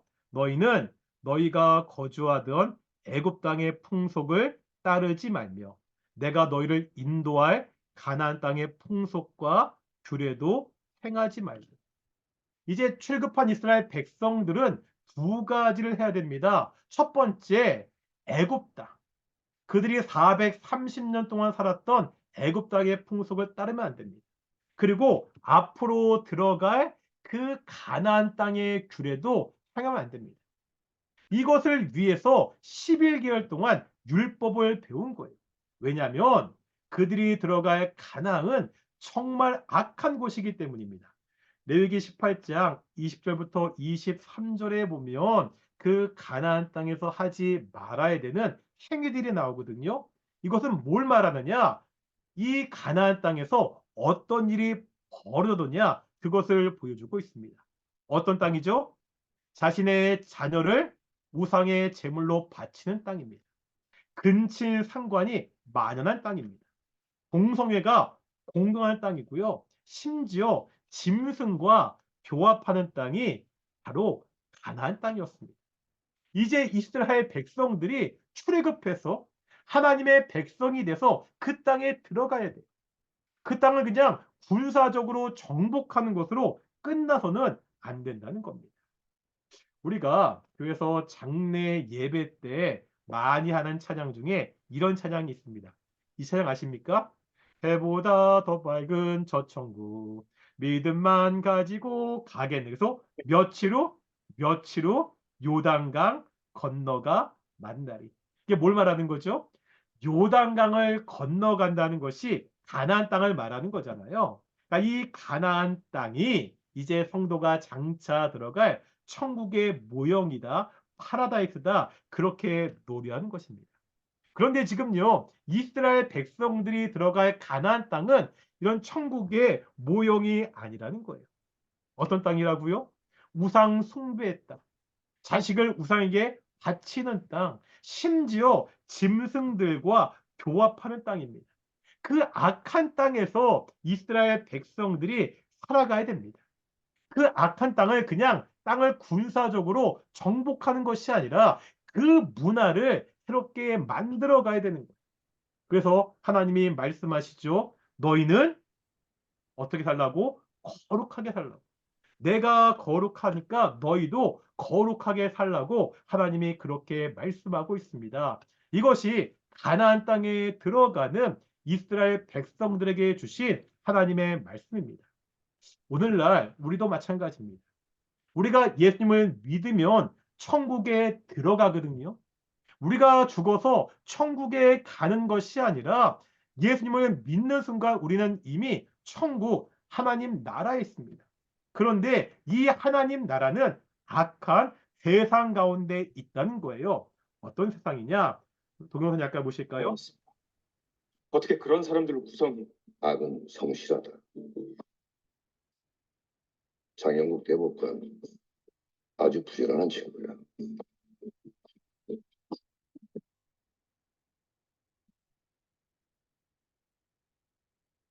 이 드라마 보신 분들 계십니까? 이게 길석마리한 드라마인데 여기에 보면 이런 대사가 나옵니다.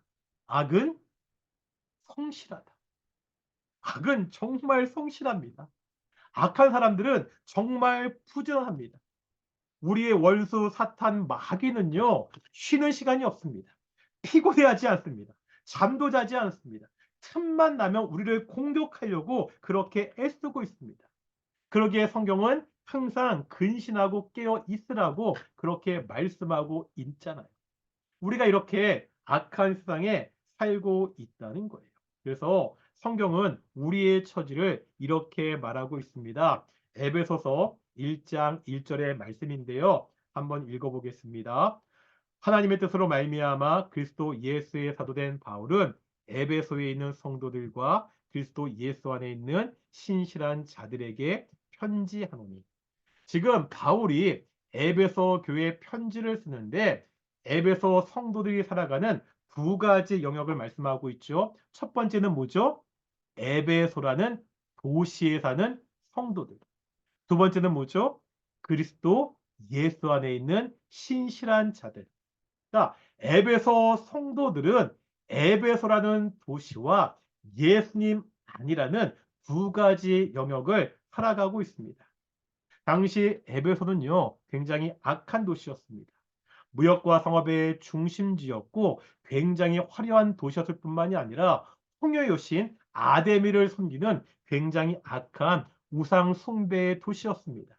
그러니까 에베소 교인들은 이 우상 숭배 도시에서 또 누구 안에 살아가야 돼요? 예수님 아래 살아가야 됩니다. 우리도 마찬가지라는 거예요. 우리가 대한민국 국민이잖아요. 우리는 대한민국 국민이지만 동시에 예수님 안에 살고 있는 사람들입니다. 어떻게 살아야 됩니까? 박쥐와 같이 살지 말라는 거죠. 이거 우화 아시죠? 이야기. 박쥐가 동물 편 들었다가 새 편 들었다가 이렇게 갈팡질팡 왔다 갔다 하지 말라는 거예요. 이것은 성도의 삶이 아니라는 겁니다. 성도는 어떻게 살아야 되느냐? 우리가 국적을 따질 때요. 이런 게 있죠. 속인주의가 있고요. 속지주의가 있습니다. 아시죠? 속인주의는 뭐죠? 국적을 따질 때 부모의 국적이 중요해요. 누가 그 부모인가? 부모의 국적이 어딘가가 중요합니다. 속지주의는 뭐죠? 태어난 나라, 어디에서 태어났냐가 중요합니다. 그럼 물어보겠습니다. 하나님의 나라는 속인주의겠습니까? 속지주의겠습니까?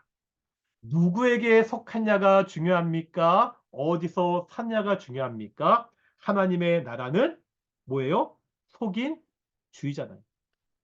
어디에 살던지 하나님께 속한 사람들, 하나님을 아버지로 모시는 사람들이 바로 이 땅에 살아가는 우리 성도라고 성경은 이야기하고 있습니다. 그러면 성도들은 어떻게 살아야 되느냐? 교회는 어떻게 살아야 되느냐? 존 스투 목사님이 쓰신 산상수훈에 보면 교회를 이렇게 표현하고 있습니다. 대조 사회. 교회는 세상에서, 성도는 세상에서 대조 사회로 살아야 됩니다. 에베소서 5장 11절에 보면 이런 말씀이 있거든요. 너희는 열매 없는 어둠의 일에 참여하지 말고 도리어 책망하라. 여기서 책망하라는 말은 혼내라는 말이 아니라 드러내라는 말이에요. 그러니까 교회가 세상과 다르게 사는 모습을 통해서 세상의 모습이 얼마나 악하다는 것을 드러내라, 이런 뜻을 가지고 있습니다. 그래서 저는 그러니까 교회를 이렇게 정의해야 합니다. 교회는 어떠한 모습이 되어야 되느냐? 첫 번째, 이 사진이 그림 뭐 같으세요? 독버섯입니다. 교회는 독버섯과 같아야 된다. 이게 무슨 뜻이죠? 그러니까 동물이나 식물들이 자기를 보호하는 방법들이 있잖아요. 보호색을 가지고 있는데 어떠한 식물은 주변의 환경과 똑같은 색깔을 가져가지고 보호색을 가지는 반면에 정반대 의미를 가지는 보호색도 있죠. 대표적으로 독버섯입니다. 독버섯은 굉장히 화려하잖아요. 이유가 뭐죠? 야, 나 독버섯이야. 나 먹으면 죽어. 건들지 마. 그러니까 주변의 사람들에게 나는 복을 가졌다고 색깔로 시위하는 겁니다. 또 있죠. 방울뱀이 있습니다. 방울뱀은 움직일 때마다 소리가 나잖아요. 사실 소리가 나는 것은 사냥에 불리하잖아요. 왜 소리를 내는 거죠? 야, 나 방울뱀이야. 나 독 가지고 있어. 지나가는 뭐 말이나 뭐 소가 코끼리 같은 그 짐승들이 이 방울뱀을 밟지 않도록 자신을 시위하는 거잖아요. 저는 교회가요, 이 독버섯이나 방울뱀과 같아야 된다고 생각합니다. 이 말이 뭐 독을 품은 존재가 되라는 말이 아니죠. 주변의 세상과 구별되는 선명한 색깔을 가져야 돼요. 그러니까 누가 보더라도 악한 세상에서 이 사람은 예수님을 믿는 사람이구나, 그것을 인정할 수 있는 색깔을 가지고 있어야 됩니다. 교회가 세상 사람들이 들을 수 있도록 소리, 경종의 소리를 내야 됩니다. 세상을 향해서 밝은 빛을 내야 됩니다. 그런데 교회가 그렇지 못하니까. 제가 그런 말 많이 하거든요. 지금 한국 교회가 욕을 많이 먹잖아요. 그런데 초대교회 때도 교회는 욕을 많이 먹었습니다. 비난을 많이 먹었습니다. 그런데 그때와 지금이 다른 점이 있습니다. 뭐가 다르냐? 초대교회 때는요, 왜 너희는 우리와 다르냐고. 교회가 세상과 달라서 욕을 먹고 핍박받고 비난당했습니다. 하지만 오늘날은 어떻죠? 왜 교회가 세상과 똑같냐고, 같냐고 욕을 먹고 비난을 받고 있습니다. 교회가 세상과 대조되는 그러한 삶을 살아야 됩니다. 그러면 어떻게 살아야 되느냐? 에베소서 5장 8절과 9절에 보면 이런 말씀이 있습니다. 너희가 전에는 어둠이더니 이제는 주 안에서 빛이라. 빛의 자녀들처럼 행하라. 빛의 열매는 모든 착함과 의로움과 진실함에 있느니라. 이 땅에 살면서 우리가 착하게, 의롭게, 진실하게 살 것을 그렇게 이야기하고 있습니다. 우리가 하나님의 백성으로, 하나님의 자녀로 예수님께서 새롭게 세우신 통치의 대행자로서 착하고 의롭게 진실하게 살아갈 때 세상이 우리를 보고 아, 하나님의 나라가 저런 곳이구나. 하나님의 나라가 이렇게 바뀌어야 되는구나 깨달아 알 수가 있죠. 이렇게 살아가는 우리를 통해서 우리가 살아가는 이 세상이 조금 더 하나님이 보시기에 좋은 곳으로 바뀌어 갈 수가 있습니다. 제가 마지막으로 개인적으로 굉장히 좋아하는 시가 한 편이 있거든요. 박노해 시인의 시입니다. 이거를 마지막으로 읽으면서 강의를 마치려고 하는데요. 제목이 꽃피는 말입니다. 우리 시대에 가장 암울한 말이 있다면 남 하는 대로 나 하나쯤이야. 세상이 그런데 우리 시대에 남은 희망의 말이 있다면 나 하나만이라도 내가 있으므로 내가 먼저. 우리 사랑하는 우리 성도들이 이 땅 가운데서 남들도 다 그렇게 하는데 뭐 나 하나 바뀐다고 세상이 바뀌겠어? 이렇게 살아가는 것이 아니라 하나님의 자녀로 하나님의 백성으로 내가 먼저 나라도 그렇게 살아가서 세상을 바꾸는 우리 귀한 성도들이 되었으면 좋겠습니다. 예, 이걸로 강의는 마치겠습니다, 목사님.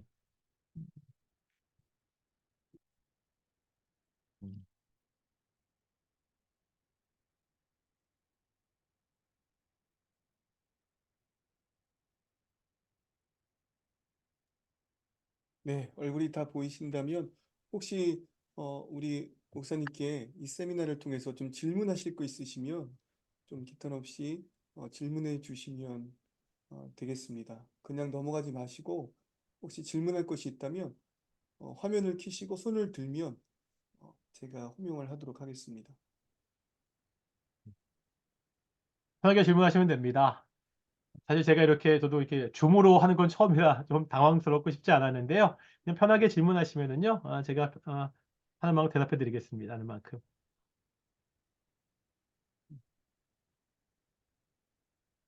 네, 보통 교회에서 보면 이럴 때 질문 안 하는 것을 양식으로 생각하는 분들이 많아가지고. 네. 그럼 목사님 제가 질문 하나 예, 예. 네, 하겠는데요. 목사님께서 이제 말씀하신 기독교 그 세계관이라는 것이 결국에는 어떻게 보면 어, 이 세상을 사는 우리들의 그 삶 가운데 녹아져 있는 그 문화 안에서 분명히 다른 하나님의 그 말씀이 실현되는 현장이라고도 봐도 되겠는데 예, 예. 조금 더 구체적으로 그렇다면 어, 혹시 목사님께서 그런 세계관을 가지고 목회 활동을 하시면서 그 속하신 지역 가운데 이루고자 하는 목회적 소명이 있으신지 또 교회가 그런 하나님 나라 세계관을 가지고 하나님 나라의 시점에서 지역을 바라보면서 하시는 그러한 사역들이 있는지 혹시 말씀해 주시면 감사하겠습니다.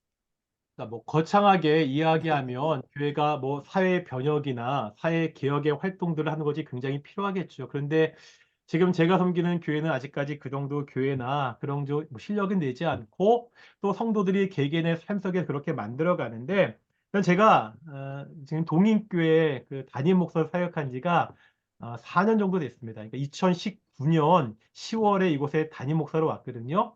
2019년 10월에 담임 목사가 됐는데 3개월 만에 코로나가 온 거예요. 담임 목사가 되자마자 3개월 만에 코로나가 와가지고 굉장히 힘든 시간을 보냈는데 그 시간 동안 그렇다면 과연 교회가 어떻게 해야 되느냐 아주 고민을 굉장히 많이 했습니다. 그래서 여러 가지 고민을 하다가 그래도 교회가 이 지역 사회에 그 교회가 있다는 것이 굉장히 좋은 거구나. 그것을 좀 알렸으면 좋겠다 해서 여러 가지 사업을 했었는데요. 저희 교회가 옛날 좀 스타일이어서 굉장히 높은 담도 있었고 대문도 있었거든요. 철문도 있고요. 가장 먼저 그 대문도 철거하고 담장도 다 헐어가지고 교회 마당을 그냥 지역사회에 오픈했습니다. 저희 교회 근처에 그 시장이 있거든, 재래시장. 그래서 뭐 시장 오시는 분들이나 주변에 장사하시는 분들이 누구나 쉽게 와가지고 주차할 수 있는 주차 공간을 제공하는 일을 먼저 시작했고요. 또한 교회 마당에 화장실이 있는데 이게 아무것도 아닌 것 같은데 요즘 화장실 이렇게 쉽지 않거든요. 오픈되어 있는. 화장실도 누구나 올 수 있도록 쉽게 이렇게 오픈해가지고 다 개방을 해서 사용할 수 있도록 했었고요. 그리고 코로나 기간 동안에 이렇게 할 수 있는 일이 이렇게 별로 없잖아요. 근데 교회가 자꾸 욕먹고만 하니까 교회를 어떻게 하면 교회가 지역사회에 봉사할 수 있을까 생각을 하다가 했던 것 중에 하나가 뭐냐면은 여름에 굉장히 덥잖아요. 여름에는 교회 앞에다가 이렇게 오픈된 냉장고를 해놓고서요. 거기서 차가운 생수와 아이스 커피를 이렇게 사람들한테 제공했고요. 또 겨울에는 지금도 그렇게 하고 있는데 또 보이는 온장고, 따뜻한 온장고가 있는데 거기에 따뜻한 커피를 놔가지고 그러니까 지나가는 주민들이 누구나 쉽게 그것을 꺼내 먹을 수 있도록 그런 일들을 계속해서 하고 있습니다. 그리고 저희가 한 달에 한 번씩은 그러니까 출근길에 출근하신 분들을 위해서 간단하게 아침 드시라고 식사까지는 되지 않는데 그냥 그 삶은 계란이랑 그다음에 이렇게 음료수랑 해서 이렇게 나눠드리고 있고 그러니까 봄과 가을에는 점심 이후에 한 3시 정도 약간 출출한 시간에 드시라고 또 교회를 지나가시는 분들한테 샌드위치를 만들어서 이렇게 뭐 전달하기도 하고 있고요. 또 이 교회 주변에 주민센터 옛날 동사무소가 있거든요. 그것을 통해서 방학 때만 되면 그러니까 급식을 하지 못하는 친구들 그런 친구들을 위해서 급식비 지원을 계속해서 꾸준히 하고 있고 그다음에 지난 여름 같은 경우는 주변에 그 어려우신 분들 노인분들 그 복날 드시라고 그 삼계탕을 교회에서 대접하긴 저희가 좀 힘들어가지고 다 준비해가지고 다 한 60여 분에게 선물로 드렸고 또한 지난 겨울에는 또 자상한 상자라고 해서 우리 주변에 어려운 가정들한테 이게 선물을 드리는 그러니까 될 수 있으면 그러니까 교회가 이 지역사회 사람들한테 뭘 할 수 있는지 계속 고민하면서 계속해서 이제 연구를 계속해서 하는 중에 있고요. 그래서 제가 처음에 이제 도인교회 왔을 때 이 주변에서 교회 좀 이미지가 좀 좋지 않았습니다. 제가 교회 올 때 조금 교회가 여러 가지로 어려운 사정이 있었거든요. 근데 지금 굉장히 이미지가 많이 좋아졌고요. 제가 작년 같은 경우 그래서 인천시에서 주는 인천시장이 주는 모범 시민상을 수상했습니다. 예, 제가 잘해서가 아니라 갑자기 전화가 왔더라고요. 그 행정복지센터에서 그 복지팀 직원이 목사님 모범 시민상을 받아야겠습니다. 내가 왜 받는데 했더니 교회가 좋은 일을 많이 해서요. 그런데 아니 그러면 교회가 받으면 되지 않겠습니까? 그렇게 말씀드렸더니 이게 기관에 주는 상이 아니라 개인에게 주는 상이기 때문에 목사님이 받으셔야겠다고. 그럼 내가 받겠다고. 그래서 상도 받고 계속 뭐 대단한 것은 아닌데 교회가 아주 작으니까 우리가 할 수 있는 일을 최대한 찾아서 열심히 하려고 지금 노력을 하는 중에 있습니다. 예, 그렇습니다. 네, 교회적으로는. 예. 감사합니다. 혹시 또 다른 분 질문 있으실까요? 예, 제가 잠시 예, 코멘트 예, 좀 했으면 좋겠는데, 예, 예. 예, 저는 저희 미국에서 저 마케팅을 가르치고 있는 윤강현이라고 합니다. 아, 반갑습니다. 저도 이제 마찬가지로 하나님 나라 입장에서 성경을 이제 다시 재해석을 하는 노력을 하고 있는데요. 이제 그 오늘 그 강의 말씀 잘 들었는데, 다시 좀 아쉬운 점이 예, 그 예. 우리 이제 말씀과 삶을 갖다 연결시키는 그 부분이 조금 약한 것 같은 생각이 많이 예, 들어요. 예. 저는 이제 그냥 평신도니까 예, 예. 목회자가 아니니까 이제 성경적 세계관을 가지고 내 직장 영역이라든가 삶의 영역에서 어떻게 이제 하나님의 말씀대로 살아갈 수 있을 것 건가. 그래서 이제 고민을 하다가 이제 저가 이제 마케팅을 가리키는데 성경에서 얘기하는 뭐 예를 들어 창조 명령이라든가 문화 명령이라든가 뭐 또 하나님의 대행자로 산다든가 또는 예수님이 주신 또 대사명을 실천하기 위해서는 예. 제가 이제 주장하는 바는 다양한 형태의 마케팅 활동을 펼쳐야 된다. 그렇게 음. 이제 주장을 해요. 예, 예, 예. 그러니까 좀 많은 분들이 그 마케팅이라는 게 이제 좀 세속적인 이미지를 가지고 있고 또 돈과 아, 예. 연결이 되니까 좀 이렇게 부정적으로 생각하는 경향이 있는데 원래 이제 그 마케팅의 이제 의미를 갖다가 찾아가서 이렇게 해석을 해 보면 마케팅이 없이는 이제 예를 들어서 그 예수님 주신 대사명도 이루어지지가 않고 예, 예, 예. 그다음에 문화 명령이라든가 지금 말씀을 통해서 이제 다양한 문화를 갖다 만들어내야 되는데 그 문화를 만들어내려면 기본적으로 비즈니스라든가 또는 마케팅 활동이 펼쳐져야지만 이루어진다 이렇게 예. 주장을 하고 있어요. 그러니까 그냥 제 코멘트입니다. 예, 좋은 말씀하셨는데, 그러니까 우리가 세계관 운동을 하다 보면 그 세상 문화와의 그 접촉점을 이야기를 많이 하잖아요. 사실 시간이 그렇죠. 없어 그 얘기를 많이 못했는데, 저는 개인적으로 목사인데요. 제가 읽는 책 중에 하나가 저는 경영학책도 있고요. 말씀하신 마케팅 책도 있습니다. 이게 말씀하신 대로 이게 세상적인 방법을 찾는 게 아니라 그 분야, 뭐 마케팅이나 경영학에 굉장히 통찰력 있는 책들을 읽다 보면 목사인 제가 보면은 성경이랑 똑같은 얘기하고 있더라고요. 맞죠? 그렇죠. 예. 예, 그걸 맞아요. 보면서 이게 하나님께 사람에게 지혜를 주셨잖아요. 그러니까 지혜를 가지고 깊이 공부하고 성찰한 사람들은 결국 하나님의 방법을 조금씩은 따라간다는 생각이 저 개인적으로는 들더라고요. 그래서 개인적으로 저는 지금도 경영학책도 읽고 있고요. 마케팅 책도 읽고 있고 최근에는 그런 책도 읽고 있습니다. 뭐 직장 다니신 분들은 이게 기획서 쓰시는 거 고민 많으시잖아요. 어떻게 기획을 잘할 것인가. 이제 그런 책을 읽다 보면 아, 하나님께서 사람들을 이해하는데 이렇게 하시는구나 도움을 얻을 수 있으니까 좀 다양한 분야의 책들을 좀 많이 읽으시고 말 나온 김에 성경만 보지 마시고요. 뭐 성경도 안 보시면 할 수 없겠지만 소설책도 보시고 수필도 보시고 저는 환타지 소설도 굉장히 좋아하고요. 추리 소설도 좋아하고 SF를 좋아합니다. 그러니까 그런 책들을 읽다 보면 하나님께서 일반 은총을 주신 지혜들이 있거든요. 좀 다양한 책들, 좀 문화들을 많이 접해서 대신 그것들을 성경적 지식을 갖고 잘 해석하시면 신앙에 더 큰 도움이 될 것 같습니다. 예, 맞습니다. 좋은 말씀하셨습니다. 예. 아, 감사합니다.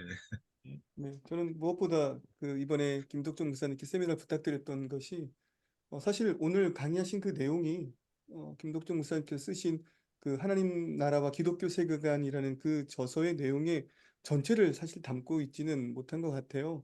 그 강의 시간이 1시간 반이라는 그 시간 동안. 근데 무엇보다 이 세미나에서 참 마음 깊게 듣는 그 내용은 예전 그러니까 한 90년대 한 2000년대 초반까지도 이 기독교 세계관 이러면 이원론적인 시선이 좀 많았잖아요. 교회와 세상, 교회는 거룩한 곳, 세상은 악한 곳. 그런데 이것이 세속이라는 것이 결단코 그냥 악한 곳이 아니라 우리가 살아가고 교회가 포함된 그 모든 세상 안에서의 하나님 나라의 그 관점이라는 것에 참 고민을 많이 하게 됐는데 각 교회에서 섬기시는 우리 성도님들 혹은 목사님들, 어, 좀 아까 목사님께서 말씀하신 그 지역 안에서 그 교회가 좋은 소문 나는 것, 어쩌면 그것이 우리가 할 수 있는 가장 일반적인 또 하나님 나라 그 무브먼트의 시작이 아닐까라는 그런 고민을 해 보게 됩니다. 네, 혹시 또 다른 분 질문하실 분 있으실까요? 혹시 카메라 켜실 수 있으시면 또 카메라를 다 한번 켜주셨으면 좋겠어요. 얼굴 어떤 분들이 이 세미나를 들으셨는지. 네, 물론 말을 잘 안 드실 거지만 혹시 안 하시더라고요, 괜찮으시면 보니까. 네, 반갑습니다. 감사합니다. 반갑습니다.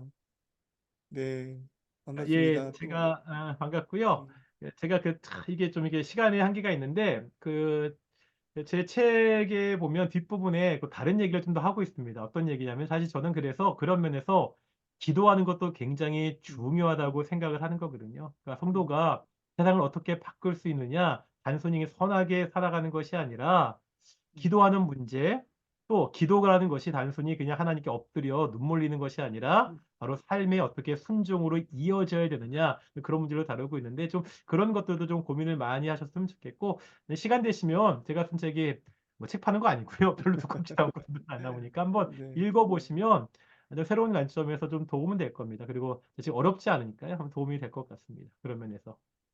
네. 더 질문 없으실까요? 네, 그러면은 이번 세미나는 여기까지 하고요. 마지막으로 그 세미나에 대한 안내 좀 드릴게요. 지금 여러분들이 참석하신 세미나는 한 달에 한 번 신학 공부라는 테마를 가지고 매월 새로운 주제로 교수님들 혹은 목사님들을 초청하여서 세미나를 진행하고 있습니다. 벌써 이 사역이 1년이 훌쩍 지나서 2년 차에 접어들었고요. 너무 좋으신 분들이 이곳에 오셔서 또 세미나를 통해서 많은 은혜를 받으시고 또 생각하시고 공부를 이어가시는 것으로 알고 있어요. 아까 말씀하신 것처럼 미국에서 또 호주에서 또 한국에서 여러 나라에서 이렇게 참석할 수 있다는 것이 너무나도 큰 하나님의 은혜인 것 같습니다.